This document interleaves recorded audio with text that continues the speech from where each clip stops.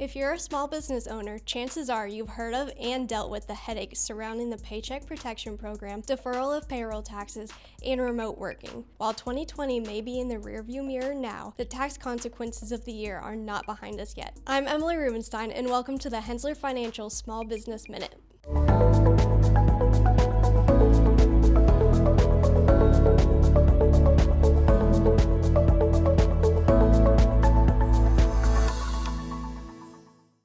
The Consolidated Appropriations Act, signed into law on December 27, 2020, made some modifications to the CARES Act and provided some much-needed clarification regarding PPP loans. You may have received a loan the first time around in 2020 and are now applying for forgiveness, applying for the second draw now, or are applying for the loan for the first time. With all of the policy changes and new guidance, it can be confusing to navigate the PPP system. Let's start with the basics. Who is eligible for a PPP loan? For the second round, eligible businesses must have 300 or fewer employees per physical location, previously received a PPP loan, and have sustained at least a 25% reduction in gross receipts in a quarter in 2020 relative to the same quarter in 2019. The loan amount is calculated based on 2.5 times the average monthly payroll costs in 2019, up to $2 million.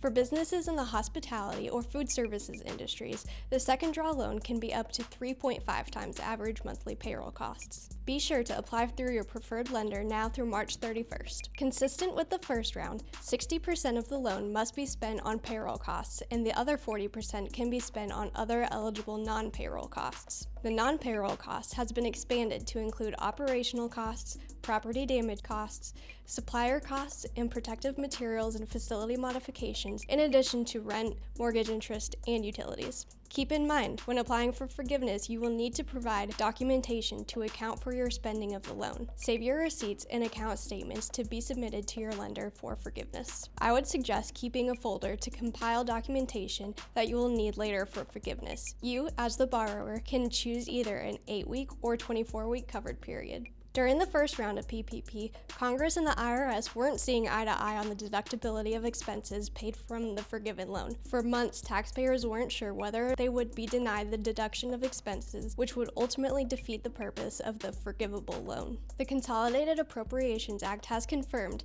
that expenses paid from the forgiven loan are deductible. This applies to the first and second rounds of PPP loans. As part of the CARES Act, employers were able to defer the employer's portion of the employee's Social Security payroll taxes. The deferral applied to Social Security taxes on wages paid from March 27th to December 31st, 2020. Employers who chose to take advantage of the deferral must pay half of what was deferred by December 31st, 2021, and the second half by December 31st, 2022.